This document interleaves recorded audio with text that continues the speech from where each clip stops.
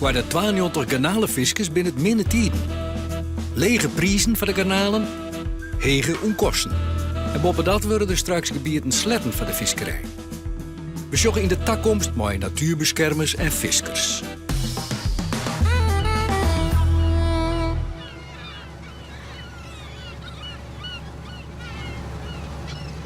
Mijn droom is dat de vissers van vandaag de natuurbeschermers zijn van morgen. Het is eigenlijk absurd dat vissers en natuurbeschermers tegenover elkaar staan. We zijn allebei afhankelijk van het gezonde natuur in dit gebied. En ik hoop dat we in de komende jaren daarin kunnen werken, dat we daar samen kunnen gaan optrekken.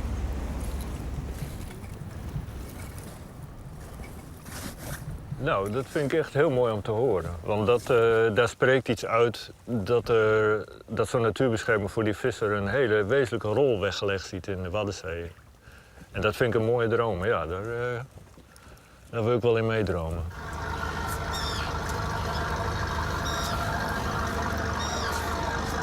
Ik kijk net van bestaan. Ik ben ook net de boertje. Ik ben hier aan Durk. Ik vis hier op te leven. Dus maak ook zo.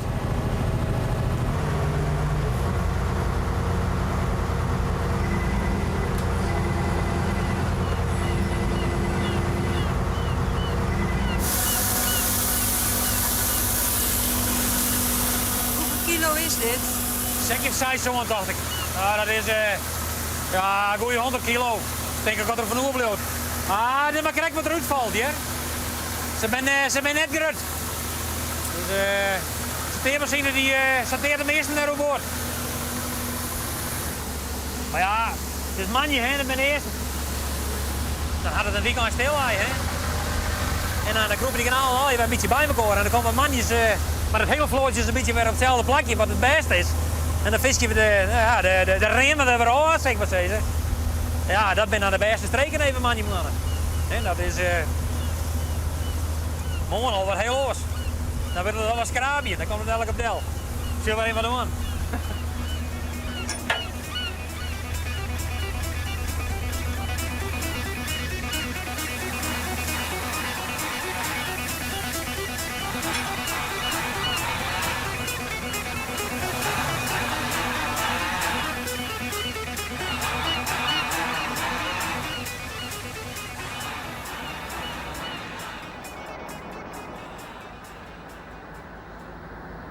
Het grootste probleem momenteel is de overcapaciteit.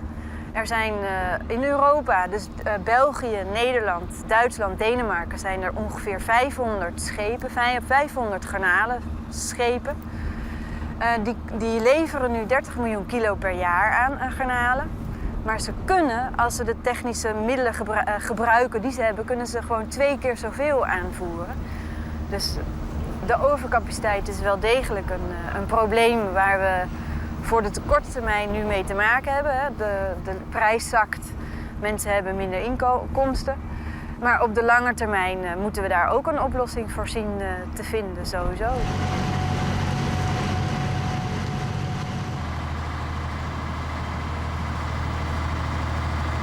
Maar is het voor al die waterviskers, die garnalenviskers, is er genoeg geld te verdienen? Ja, in principe wel. Ik vind van wel. Als er maar een beetje met beleid visken wordt, dan komen we alle wel door de tijd. Maar ja, er moet wel wat beleid wezen. Als je maar raakbagger en proberen ze vol mogelijk aan de wal te zetten. Dan zeg ik, kanaal is een luxe product en er is maar een beperkte markt voor. Ja, dan rent dat spijk op een gegeven moment. Maar voor de rest dan, als alles een beetje op een normale manier gebeurt, dan kun je weer al best wel goed figureerd eigenlijk. Het had hartstikke goed best, dus ik heb het heel net zo best hier, maar ik had ook hele goede tijden gewoon. Een beetje trommen kan rekken niet. No?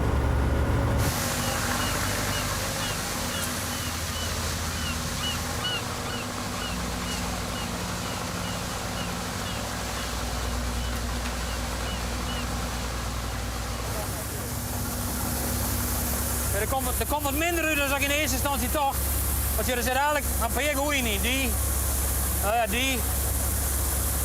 is van erom. En we rollen de meesten gewoon weer op boord. Er zit maar peer gewoon die dadelijk de maat af. De rest is al gewoon zo lies. En die zijn we weer op boord. Nou, deze bleef de roer. Dus ik zei niet van check je size, maar Nou, dat hel je me net wel joh. Die blauwe van Libyen. Ja, die kon terug die serveermachine weer op boord. Want de vogels zijn net pakken vanzelf. Maar ze moeten zich gauw mogelijk onder water vanzelf. Dan kan die vogel er net bij. Maar ze gaan in ieder geval wel leven door boord. En wat er verder achterom gebeurt, ja, dat kennen wij net zoveel binnen de land vanzelf. Dus, en die beesten maar echt eten na. Dat is toch?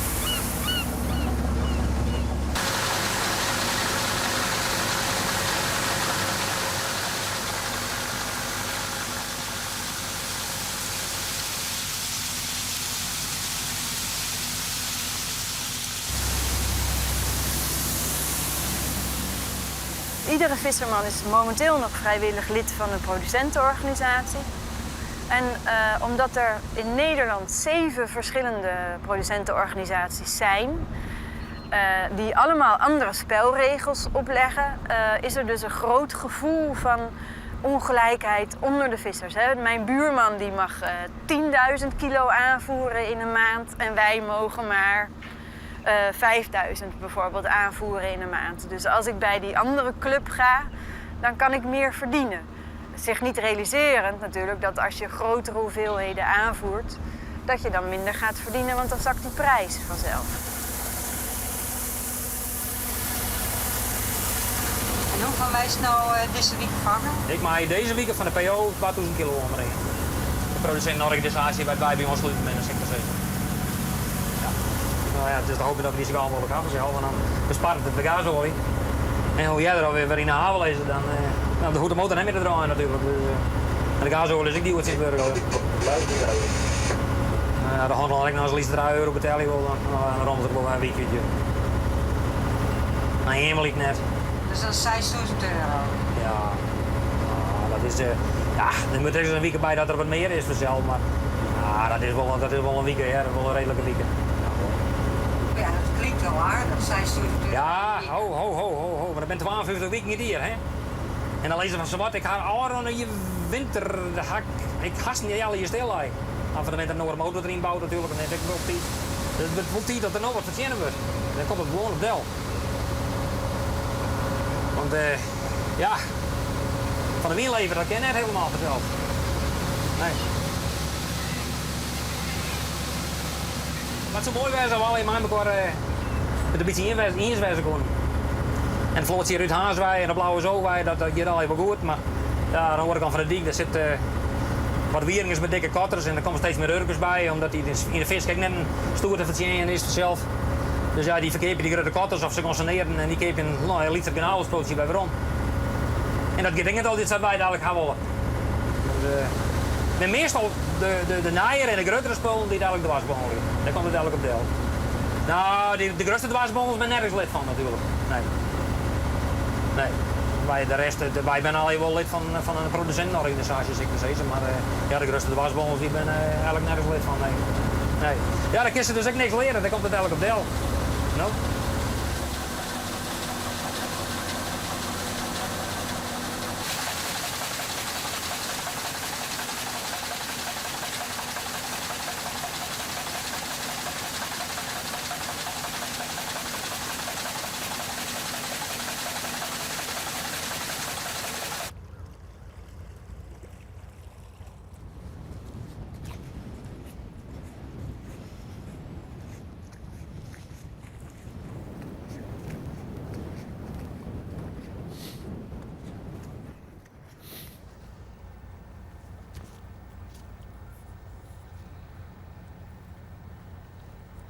Ik denk uiteindelijk de gespecialiseerde garnalenvisserij dat net in het natuurgebied past. Ik denk dat we die productie van garnalen, die kunnen we ook realiseren op de Noordzee. Daarvoor hebben we de Waadzee net nodig. En als wij willen dat die Waadzee echt een goed natuurgebied is en een rijke zee, dan is dit net een techniek die erbij past. Garnalenvisserij, als je te garnalenvissen giest, dan doet dat met een schip met een behoorlijk motorvermogen en met een heel finmazig net. Nou, en dan vingst alles wat liets is. Nou, en daar is ook de jonge vis bij. En giest mij die klossen over de bodem. Nou, dat maakt het dus dat op de bodem de ding net grut en heeg worden kunnen. Nee, het is net een manier van vissen waarvan ik zeg van dat past bij het natuurgebied.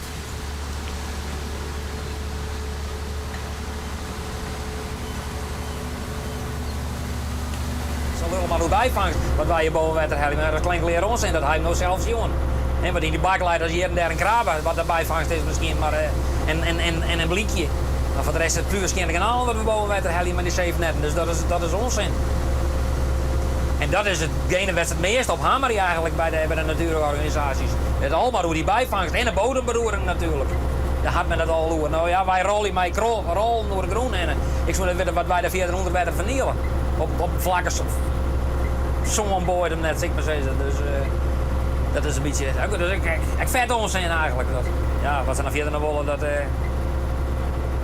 weet ik eigenlijk niet, hè.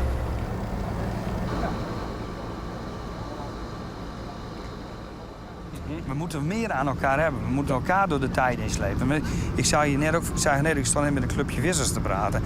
En dan kon ik niet op je naam komen, ja.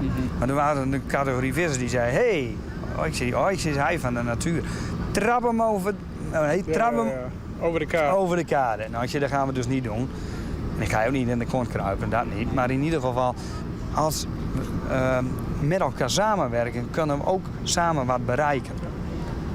Zo zien wij het. Ja, zo zien wij het natuurlijk ook. Ik bedoel, voor ons geldt, wij willen gewoon die rijke zee terug. Ja. Die willen wij hier ontwikkelen, die zee kan zijn. En in die rijke zee past ook een visserij. Klaar. Maar het zal een andere visserij zijn dan de visserij zoals we die hadden en zoals we die kennen. Maar als het goed is wel met evenveel werkgelegenheid en met minstens zoveel economische productie.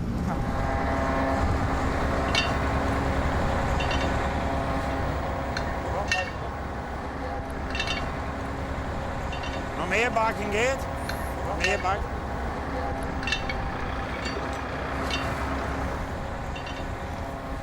En daarnaast is het ook zo dat in de Waddenzee dus gebieden gesloten gaan worden. Dat is onomkeerbaar, daar komen we niet omheen. En daarmee zou je dus eigenlijk met dezelfde hoeveelheid vissers de druk op de nog open gebieden qua visserij ga je vergroten. Dat is natuurlijk ook niet iets wat de vissers willen. Hè, om allemaal in een rijtje achter elkaar aan te gaan vissen bijvoorbeeld, of naast elkaar. En dat is natuurlijk ook niet iets wat de natuurorganisaties willen. Er wordt 24% van die boeten wordt aansluiten. Dus maar ik 24% vissers maar eruit, dat is makkelijk genoeg. En dat is gewoon een simpel rekensom. Maar ja, die mag je net mij voortsturen vanzelf. Dat Maar zou je die uitsaneren laten worden? Ik liet me net uitsaneren, nee. Voorlopig net in ieder geval. Dat ben ik nou net van plan. Nee, we gaan er van de winter nog een motor in zetten, dus ik heb dat niet natuurlijk. Dus, nee. Nou ja, wat moet je oorzaak? Ik ken oorzaak niks, dus ik mag dat ik maar een beetje de man blijven dan.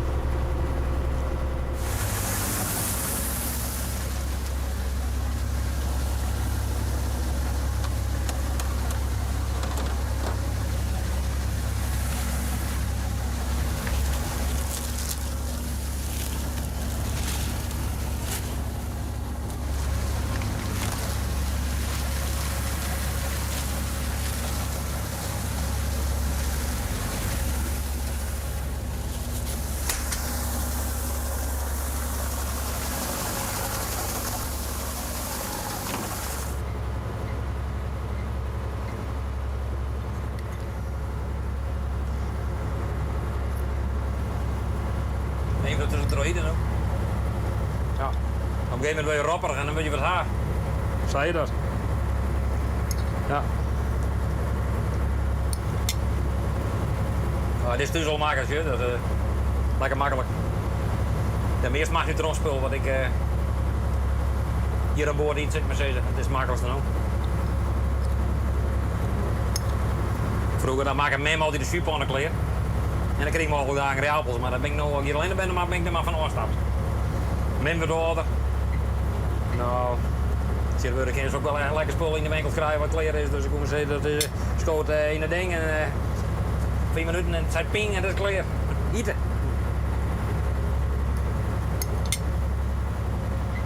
Is dit ongezellig altijd alleen? Nee. Ik ga dan maar alles aan boord, internet, televisie, radio, cd. Nee, daar heb ik helemaal geen lijst van, hè. Hier zijn ik niet, nee, heb ik nooit, hè. Dat heb ik nooit, nee.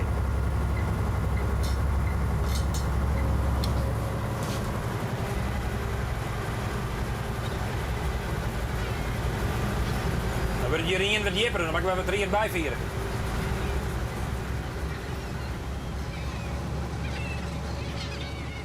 Er zijn te veel vissers. Er is overcapaciteit. Ja, het is heel bot, maar zo is het wel, ja. Ja, dan hebben we het dan voornamelijk over de garnalenvissers, ja. Ja, en de street is nou van, hoe moeten die uitkocht worden, waar moet het geld bij komen? En Ja, en hoe kan je lossen dat op een nette manier, zeg maar, voor iedereen oplossen, inderdaad. En hoe kan je dan zo'n sector ook zo inrichten dat er voor de mensen die willen blijven vissen, want dat zijn er ook genoeg, en dat die een gezonde toekomst hebben. En wij denken van, als je nu een goed plan met elkaar maakt, de vissers en de natuurbeweging, waarbij je zegt, we werken toe naar een duurzame sector die gewoon gezond is, economisch gezond, met iets minder boten, maar wel boten die geschikt zijn voor het gebied. En als je daar nou met elkaar een mooi plan voor maakt, dan kunnen we echt grote stappen maken. Dan zijn we voorlopig met het Waddengebied gewoon klaar.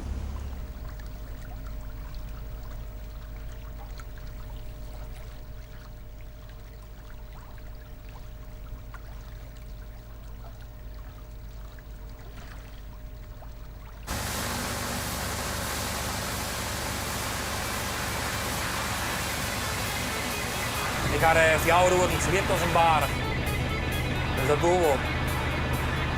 En het is, het is wat kwart vanzelf, maar ik denk dat het er donker even beter wel als hoe die. Dus dan maken we nog maar even een broek voor mij zitten denken. mag je altijd zo wat een nacht? Nou, nee, net altijd, ja, maar ja, de laatste tijd dan, dan maak ik ze net vol lang, nee, dat is wel zo. Ik leid nou een stapeltje rekken dus dat maar even werken worden. Dus, en die mensen mag een cent noemen op het tijd, dat is simpel zo. Dus dat doe ik niet best eigenlijk even voor nou. Dan maar wat kwart te sliepen. Maar de weekend waarom is, dan haal je er helemaal geen les meer van. En nog een meer. Dus even naar de wekker rent en dan, dan moet je eruit. Simpel zo. Maar een bak koffie en even kleren. Dus. Ik ben nog wel zo fit als een nut.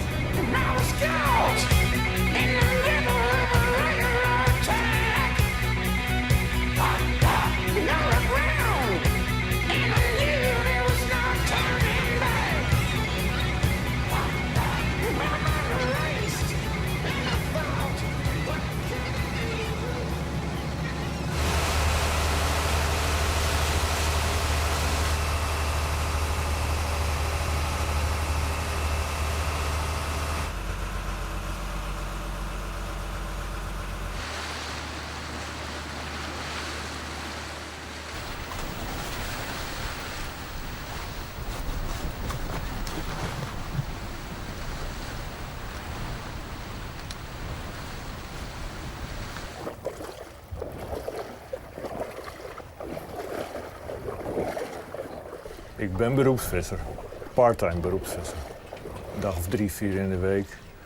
Dat is niet het enige wat ik doe, ik ben ook nog bioloog. Ik heb ook nog mijn eigen adviesbureau voor landschapsbeheer en kustbeheer.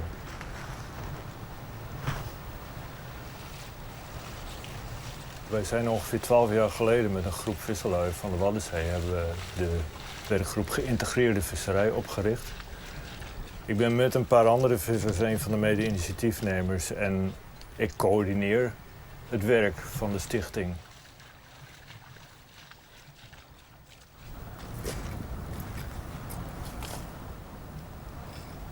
En wat we doen sindsdien, dat is met hele praktische experimenten. Kijken of we een goede toekomst kunnen maken voor kleine gemengde bedrijven in de Waddenzee. Dus denk dan maar aan vissers die het hele jaar door vissen, maar ieder seizoen wat anders. En kleinere boten, dus ook minder grote vangsten, maar wel heel veel dagverse vis van het seizoen.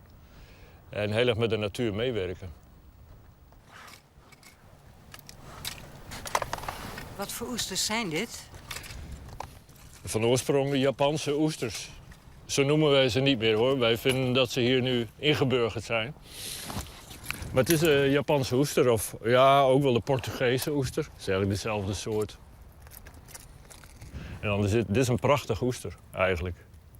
Zie je er nu nog niet aan af, maar het is echt een hele mooie. En daar is vraag naar? Ja, het begint in het noorden een beetje te komen. We hebben in het noorden niet echt een eetcultuur van oesters. Tot nu toe niet, maar het is ook een hele mooie trouwens. Maar er zijn steeds meer restaurants die het op de kaart zetten. Wat betaal je hiervoor in de winkel? Volgens mij liggen onze oesters in de winkel voor nou, €1,10, €1,20 per stuk. En wij verpakken ze altijd in mandjes, in van die traditionele houten mandjes met een dozijn oesters.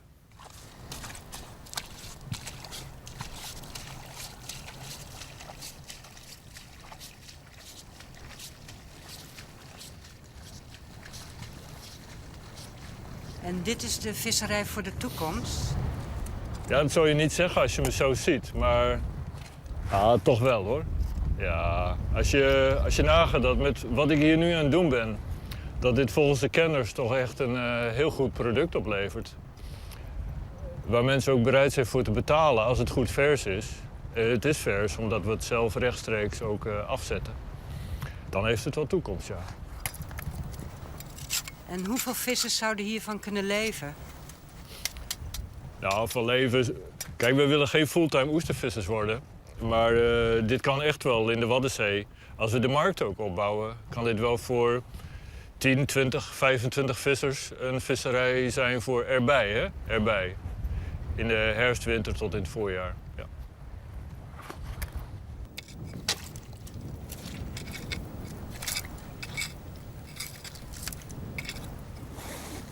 Het garnalenschip is wel moeilijk flexibel te krijgen, maar het kan wel. Er zijn wel garnalenvissers die ook andere visserijen erbij doen.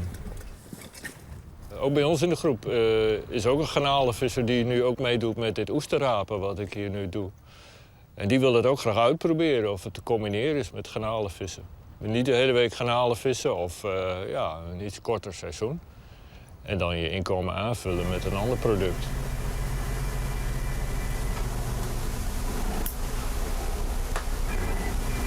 Als jij willen dan, ik hak wel trouw dat we gedeelte op kanaal vissen en gedeelte op spierings die commercieel totaal interessant binnen.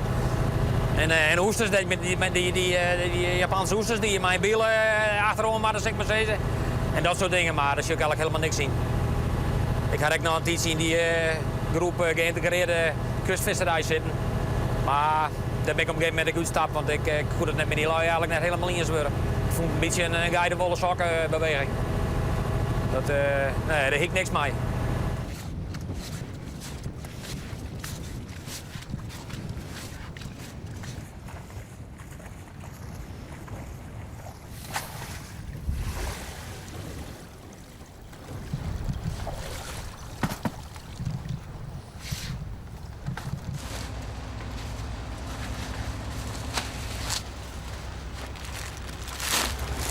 Hoeveel kilo hast je aan? Nou, ik denk van over 100 ongeveer. Ik ben net correct, ja? Zoiets.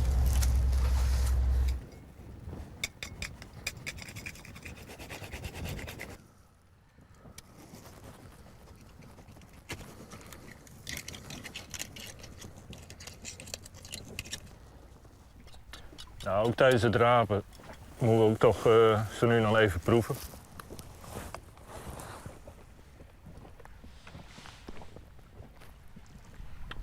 Ja, echt goed hoor. Ja. Zo mooi vlees. Prachtig.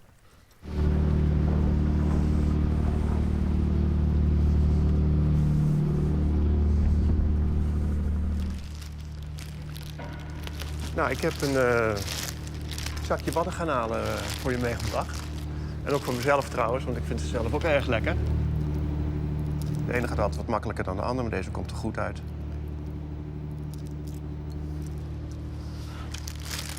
Ja, deze is erg goed. Het probleem is dat bijna niemand meer zelf pelt. Dus die beesten die worden afgevoerd naar, of heen en weer gebracht naar Marokko, waar dus nog handmatige garnalenpelsters zitten. Kan er niet afblijven hoor.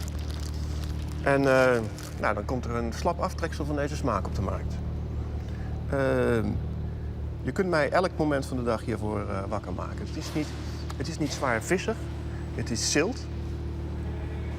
En het is eigenlijk zelfs lekkerder dan kreeft. Kreeft heeft ook die mooie, zachte, ziltzoete smaak. En dat heeft die Noordzeegarnaal ook. En zelfs nog wel wat verfijnder, vind ik. Maar dan moet je ze wel zelf pellen. Nou ja, kijk. Op dit moment is het zo dat als je echt een verse garnaal wil, dan moet je ze gewoon hier in Harlingen of zo gaan halen. En dan moet je ze zelf pellen.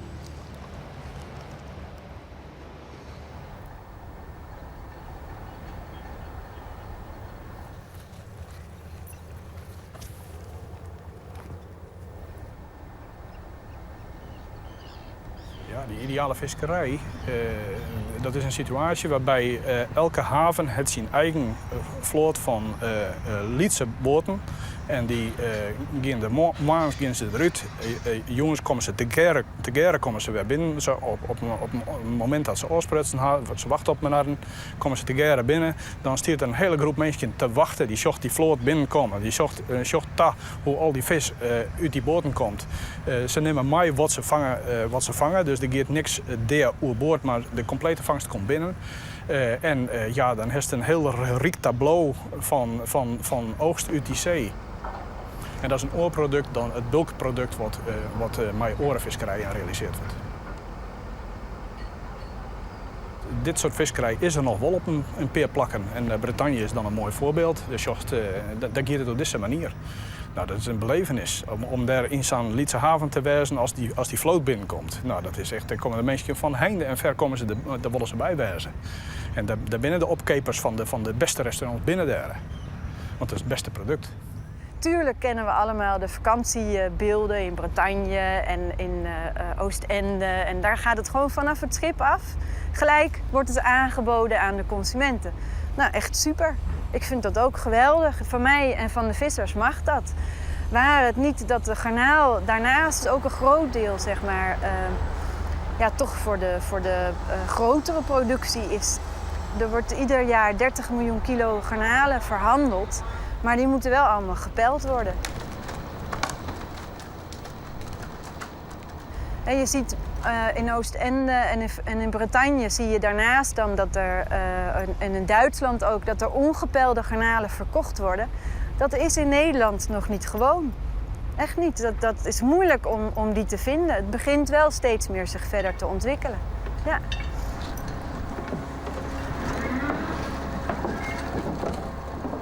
Waar we naartoe moeten gaan is echt een duurzame visserij in het Waddengebied. En dat is een visserij die niet te veel vraagt van het systeem, maar wel economisch gezond is. En dat vraagt om gewoon een hele aanpak. Dus je moet niet alleen maar hebben over van we gaan boten uitkopen. Je moet niet alleen maar hebben over van we gaan gebieden sluiten. Je moet een pakket maken waarbij je het voor de markt aantrekkelijk maakt. Een soort niche-markt, dus waddenvis. Je moet zorgen dat de havensteden daarop zijn ingericht. Je moet zorgen dat de visserijdruk niet te groot is. En je moet zorgen dat de boten die varen, dat die ook op een natuurvriendelijke manier kunnen vissen. Nou, dat als pakket. Dat is echt een waddenfondspakket. En om hoeveel geld gaat het dan? Nou, de schatting is ongeveer 30 miljoen euro. In ieder geval gaat het om minder dan een tiende van het hele fonds, van het hele Waddenfonds. Dus dat moet kunnen, zeg ik dan. Maar als we over 10 of 20 jaar denken, Ja. hoe ziet de garnalenvisserij er dan uit, Jerry? Ik heb geen idee. Misschien ben we er nou al niet eens meer. Maar de natuurorganisaties hun zin krijgen dan. Maar die gaat eerst dat we opzouten. Dat is helemaal zo. Dus dan ben we niet meer. Maar ja, dan gewoon net een minuutje, hè, want dan begin je te doen denken en dan hiet die motor er van de winter niet zet natuurlijk. Dan mag men met hun al lezen wat ze al hier in een holle hebben. En ik vind altijd dat die mij overleggen het eerste komen. En dat moeten we dan maar proberen.